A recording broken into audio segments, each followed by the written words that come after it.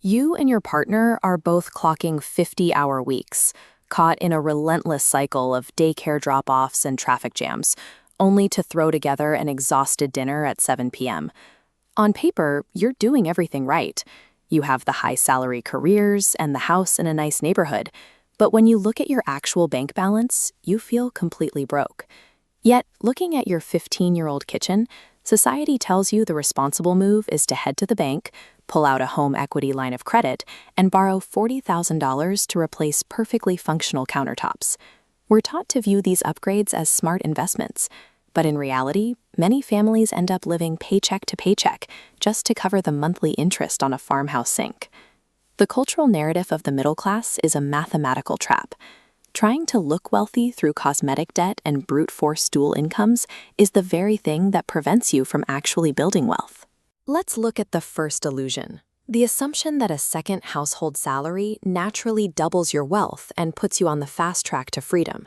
To see the truth, we have to apply subtractive math to expose the hidden, unavoidable overhead required just to maintain that second job.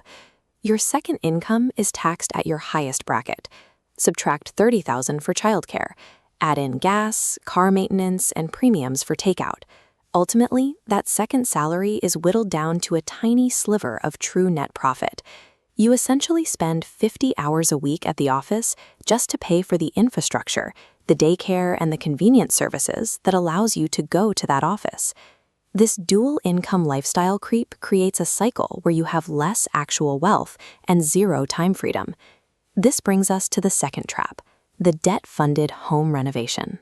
Statistically, a kitchen upgrade costs about $26,000, but it's easy to hit $40,000 or $50,000 once you start looking at custom cabinets and premium appliances.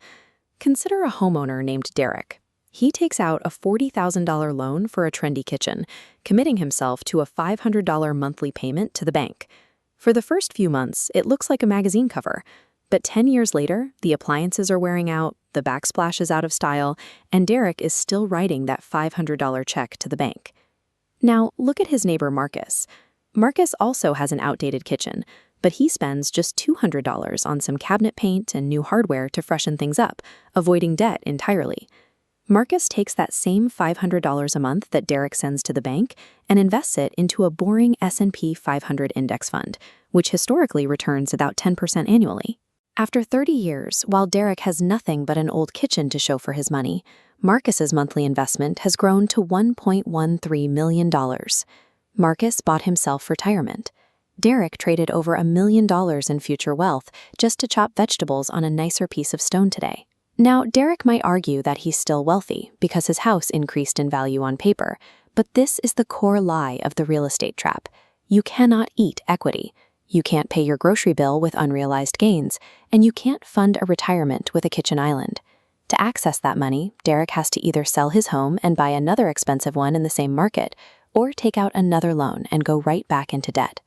Marcus's $1 million is sitting in a liquid brokerage account.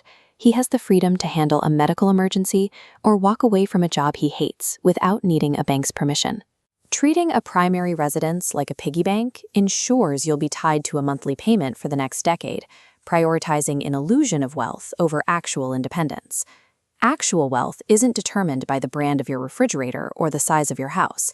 It's defined by liquid assets, time freedom, and the power to handle life's surprises without panic. To escape the middle-class trap, you need a different strategy for your cash flow. We call it the 1.5 living rule. Under this rule, you cap your lifestyle expenses strictly to a single income. The second income is treated as a dedicated investment engine, flowing directly into your portfolio rather than disappearing into lifestyle creep. You have to decide. You can keep up the exhausting effort required to look wealthy to your neighbors, or you can do the brutal math and actually be wealthy. Stop letting home improvement marketing steal your future. If this math helped you look at your house differently, hit that subscribe button. Let me know in the comments, what's the most ridiculous renovation expense you've seen someone try to justify? Build your silent fortune, and I'll see you in the next video.